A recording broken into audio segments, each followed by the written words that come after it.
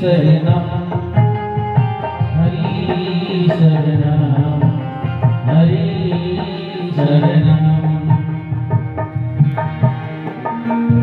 हरि शरणम हरि शरणम हरि शरणम हरि शरणम हरि शरणम हरि शरणम हरि शरणम हरि शरणम। देखो ये माता जी ये पूर्णिया से हेमंती पृथ्वी मासी नंद ब्रज कुमारिका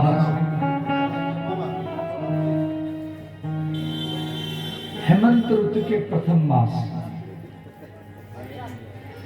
हमारी सनातन धर्म में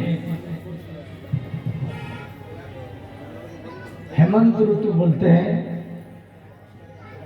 भाद्रव और आश्विन मास को।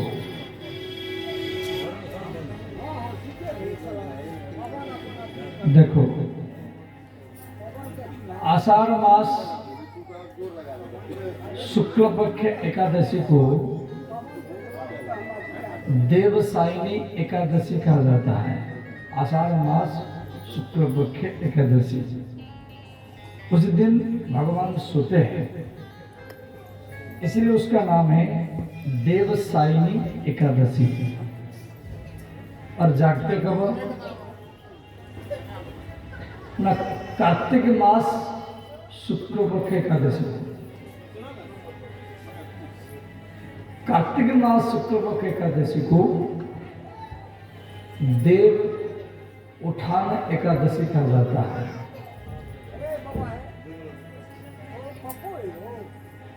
उस दिन भगवान को जगाया जाता है।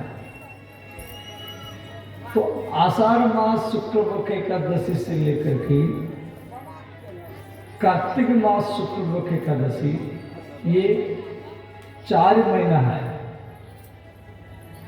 आषाढ़ से श्रावण, श्रावण से भाद्रव, भाद्रव से आश्विन और आश्विन से कार्तिक। ये 4 महीना तक हमारी सनातन धर्म में कोई शादी विवाह नहीं होता है।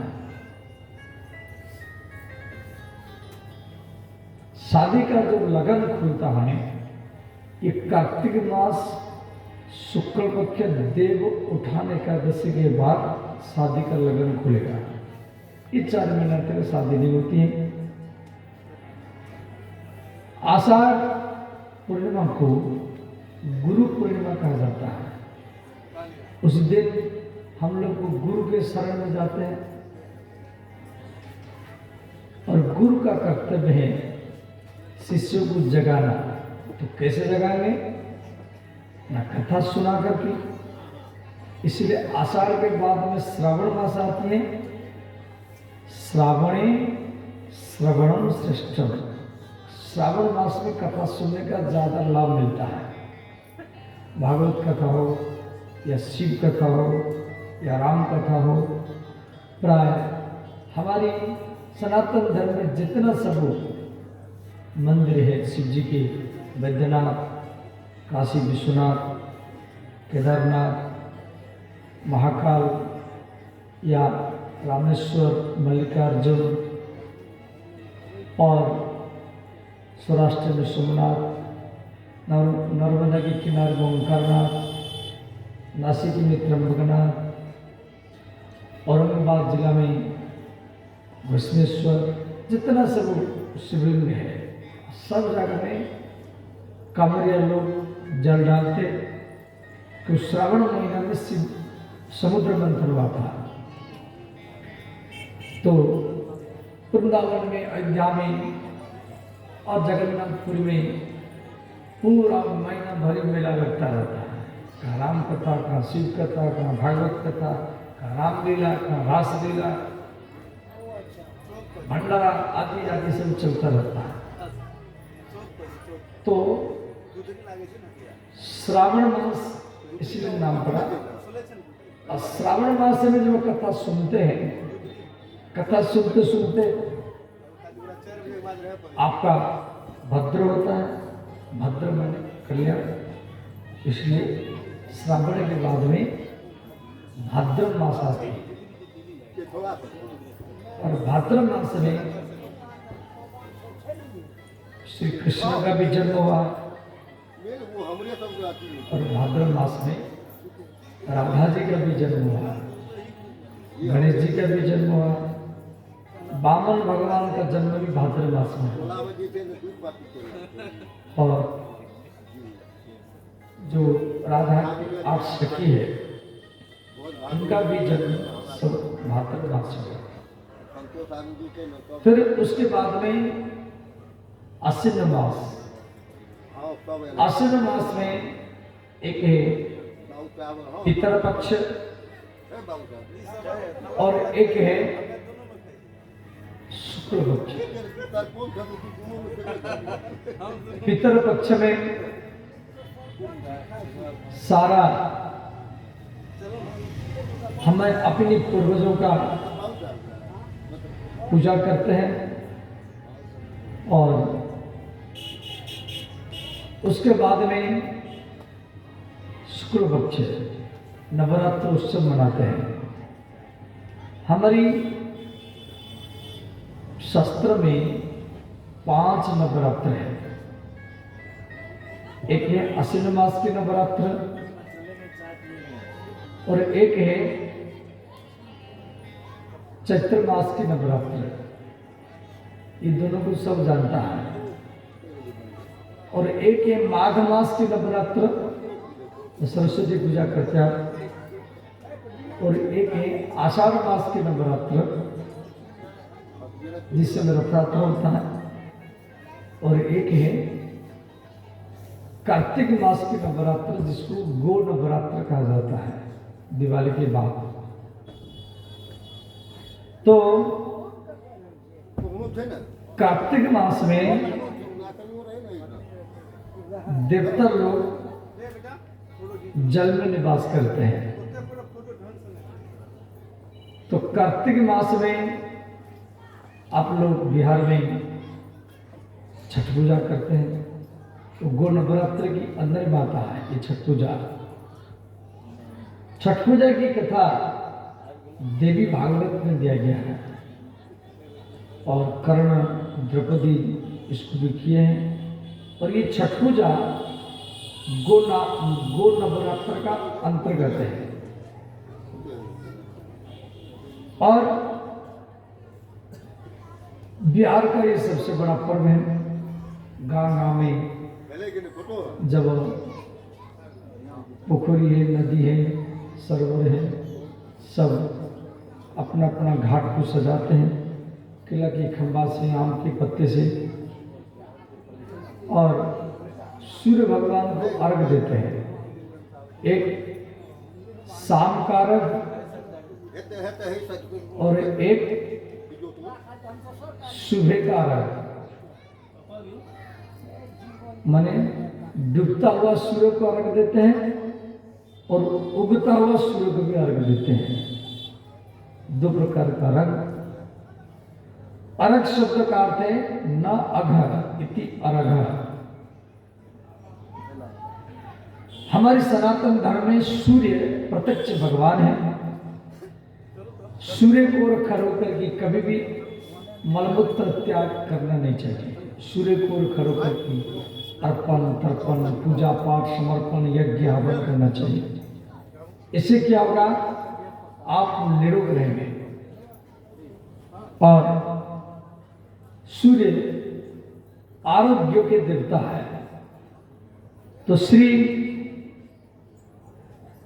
श्रीमद् भागवत में दिया गया है जिस श्री वृंदावन की गोपियां भगवान कृष्ण को पति के रूप में पाने के लिए भगवती माता कात्यायनी का पूजा करती हैं। ये श्लोक पाठ कर लीजिए, सब हाथ जोड़ लीजिए, हाथ जोड़ आंख बंद करें। भगवती माता दुर्गा जी का ध्यान करें। ओम कात्यायनी महामाई, ओम कात्यायनी महामाये, ओम कात्यायनी महामाई, ओम कात्यायनी महामाये, महायोगी अधीश्वरी, महायोगी अधीश्वरी, महायोगी अधीश्वरी, महायोगी अधीश्वरी, नंद गोप सुतम देवी, नंद गोप सुतम देवी, नंद गोप सुतम देवी, नंद गोप सुतम देवी, पति में गुरुते नमः,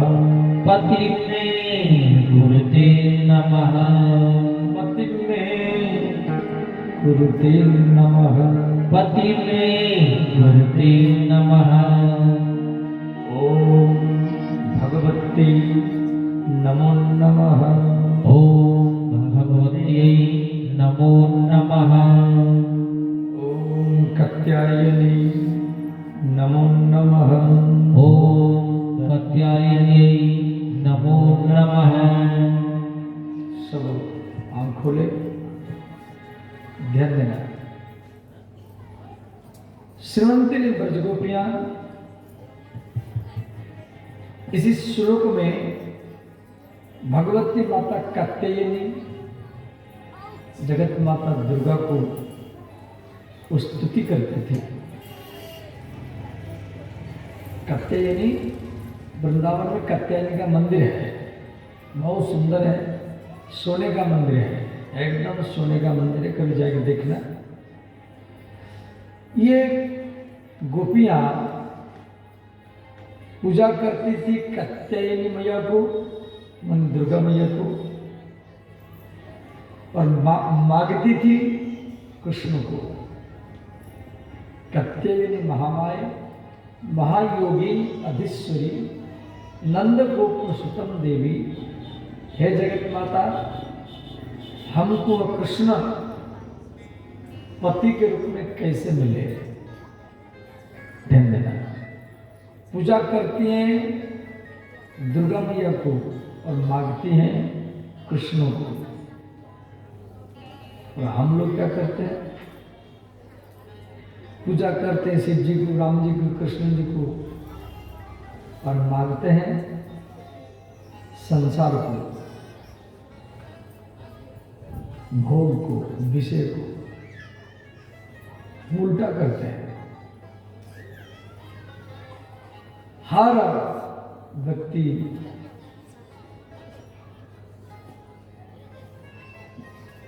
विषय और संसार को लेकर के भगवान के सामने रखता है। तो ये गोपियां पूजा के बाद में विसर्जन करके ये सब वस्त्रहीन होकर के नहाते थे। कपड़ों को नदी के किनारे में रख करके ये जल में नहाते थे।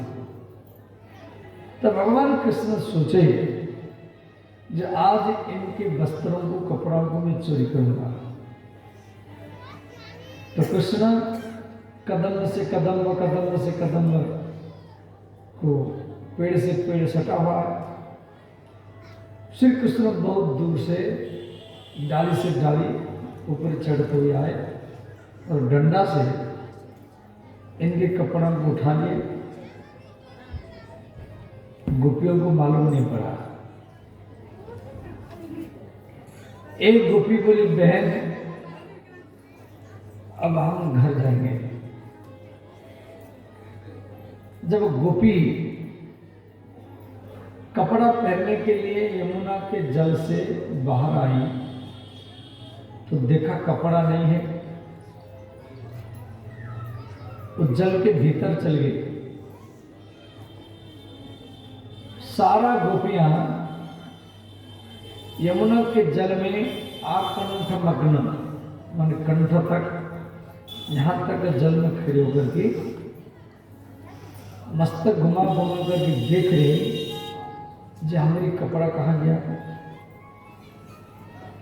एक गोपी का नजर कदम्ब के डाली के ऊपर पड़ा।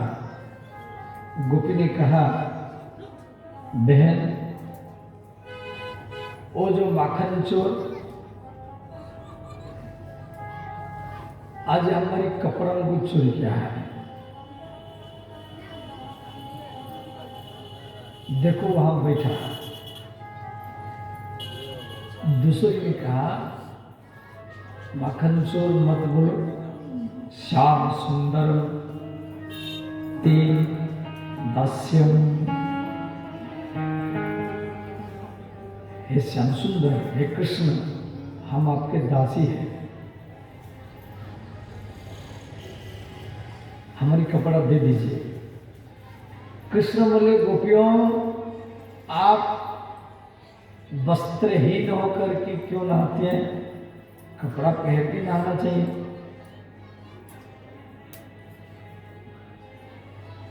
और जल के देवता वरुण है, उसका अपमान होता है।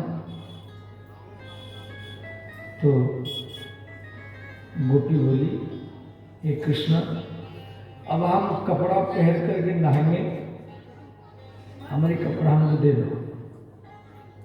कृष्ण बोले, आपको अपना कपड़ा लेना है तो यहां पर आओ और अपना अपना कपड़ा ढूंढो। तो गोपी बोले, हम आप कैसे जाएंगे? आप यहां पर कपड़ा रख करके यहां से चले जाओ। कृष्ण बोले, गोपियों, यदि आप यहां नहीं आएंगे तो मैं कपड़ा लेकर के जा रहा हूं। अब गोपी घबरा गई, ये सचमुच कपड़ा लेकर के भाग न जाए। अच्छा, उस समय कृष्ण का उम्र मात्र 6 साल है। उस समय कृष्ण का उम्र मात्र 6 वर्ष है। तो गोपियां आपस में हंसने लगी, देखो ये कैसे बात कर रहा है। तो गोपियां लज्जा शर्म को त्याग करके कृष्ण के पास में आई। श्री सुकोवाच, भगवान हतावीक्ष्य शुद्ध भाव प्रसादितः स्कंद निधाय वासंसी प्रीतः प्रभात सस्मितम।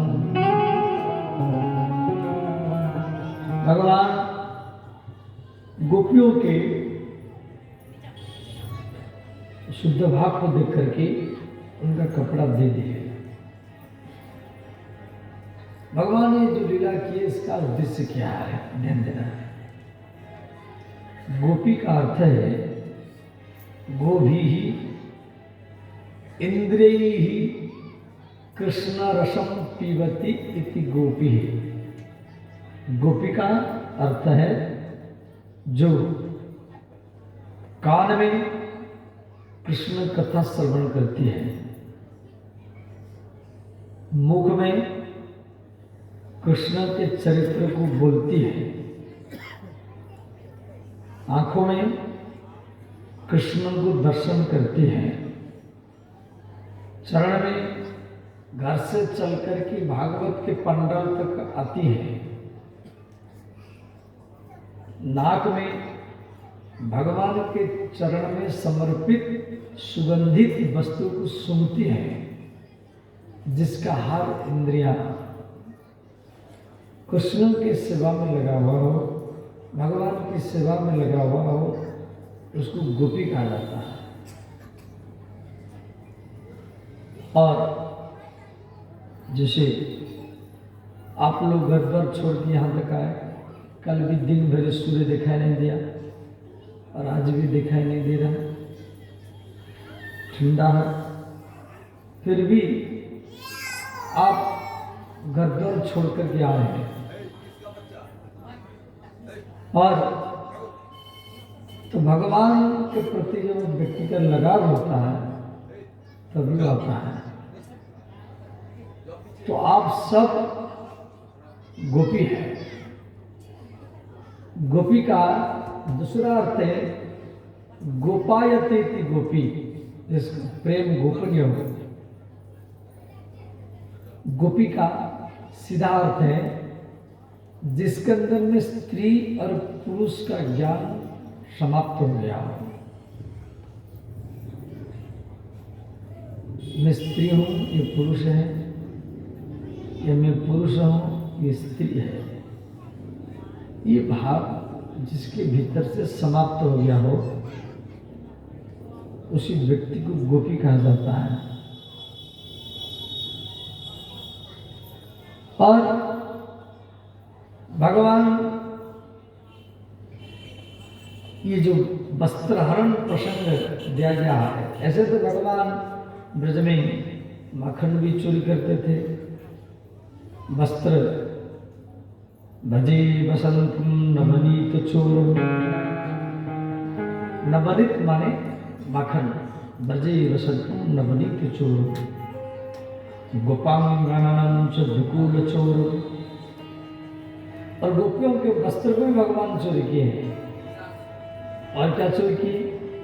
ध्यान देना, भजे वसंतम नवनीत चोर, भगवान माखन भी चोरी किए, गोपियों के कपड़ा भी चोरी किए, और अनेक जन्मा जित पाप चोर। और क्या चोरी करते हैं? जो भागवत कथा सुनता है उसका पाप भी चोरी करते हैं। इस श्लोक में कहा जा रहा है भगवान क्या क्या चोरी करते हैं। एक तो नवनीत माखन चोरी करते हैं, दूसरे में गोपियों के वस्त्र को चोरी किए, और अनेक जन्मार जित पाप चोरों। भागवत कथा में बैठने वालों का अनेक जन्म से जो किया हुआ पाप उसकी भी चोरी करते हैं। और चोराग्रगण्यम पुरुषम नमामि, ऐसे ही चोरों में जो अग्रगण्य, अग्रगण्य मन समझते, चोरों में अग्रगण्य मन सरदार, चोरों का सरदार, उनको भगवान शिव कह रहे, हे पार्वती, वो जो चोरों के सरदार उसका मैं ध्यान करता हूं, वो मेरे परम आराध्य है, और उनकी कथा हम सुन रहे हैं। देखो, भगवान जो माखन चोरी करते थे वो सबके घर में नहीं जाते थे चोरी करने के लिए। भगवान कृष्ण बहुत सुंदर है, वो गोपियों का मन ही माखन है, उनका मन ही माखन है। गोपी माखन चोरी के बहाने से घर में बुलाती थी कृष्ण को। मैं आपको चोरी करने के लिए नहीं बोल रहा हूं, ध्यान देना है, इसमें बहुत तात्विक अर्थ है। श्री कृष्ण जिसके घर में भगवान मालिक है, जिसके घर में भगवान मालिक है, भगवान उसके घर में जाते थे चोरी के बहाने में। जिसके घर में घर वाला मालिक है उसी घर में नहीं जाते थे। घर में भगवान को मालिक बना, देखना आपके घर में धन की कभी भी कमी नहीं आएगी।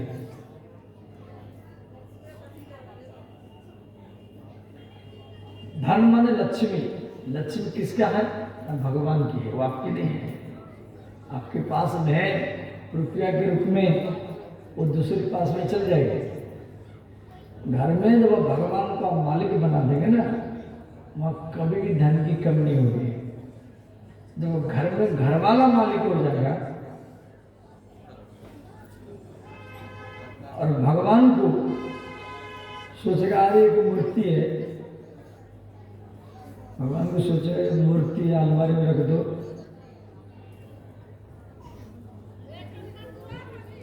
कभी आप शादी में हॉस्पिटल में मूर्ति अलमारी में रखा हुआ है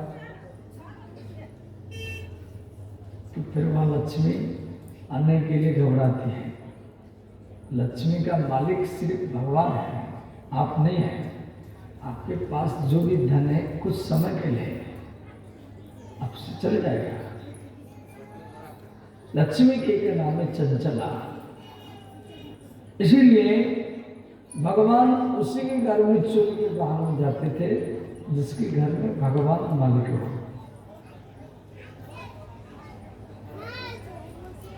अपनी शरीर में, अपने देह में भगवान को मालिक बनाओ।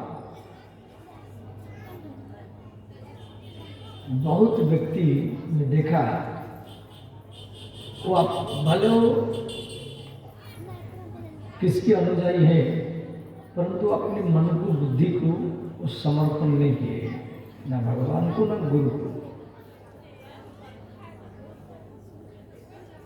जब आपके शरीर में, देह में भी भगवान मालिक बन जाएंगे,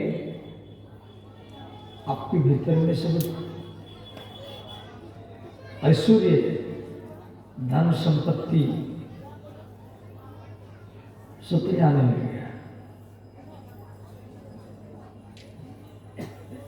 तो श्री आज भी श्रीमंती ने ब्रजगोपियां ये भगवती माता कात्यायनी का पूजा करती हैं। श्री महिषासुरमर्दिनी माता दुर्गा जो रंभ और करम्भ राक्षस का वध किया, या देवी सर्वभूतेषु मातृरूपेण संस्थिता नमस्तस्यै नमस्तस्यै नमस्तस्यै नमो नमः। या देवी सर्वभूतेषु मातृरूपेण संस्थिता नमस्तस्यै नमस्तस्यै नमस्तस्यै नमो नमः। या देवी सर्वभूतेषु मातृरूपेण संस्थिता नमस्तस्यै नमस्तस्यै नमस्तस्यै नमो नमः। या देवी सर्वभूतेषु मातृरूपेण संस्थिता नमस्तस्यै नमस्तस्यै नमस्तस्यै नमो नमः। नमस्तस्यै नमस्तस्यै नमस्तस्यै नमो नमः। नमस्तस्यै नमस्तस्यै नमस्तस्यै नमो नमः। सब गाइए, दोनों हाथ उठा कर गाइए।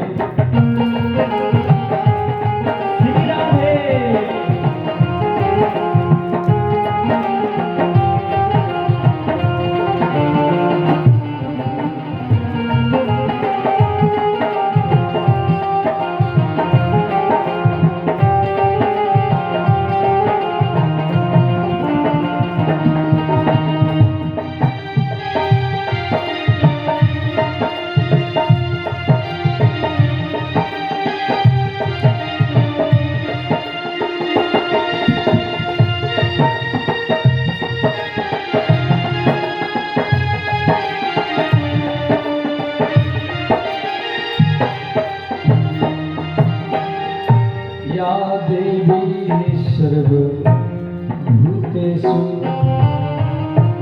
लक्ष्मीरूपेण संस्थिता नमस्तस्यै नमस्तस्यै नमस्तस्यै नमो नमः। या देवी सर्वभूतेषु लक्ष्मीरूपेण संस्थिता नमस्तस्यै नमस्तस्यै नमस्तस्यै नमो नमः। या देवी सर्वभूतेषु शक्तिरूपेण संस्थिता नमस्तस्यै नमस्तस्यै नमस्तस्यै नमो नमः। या देवी सर्वभूतेषु शक्तिरूपेण संस्थिता नमस्तस्यै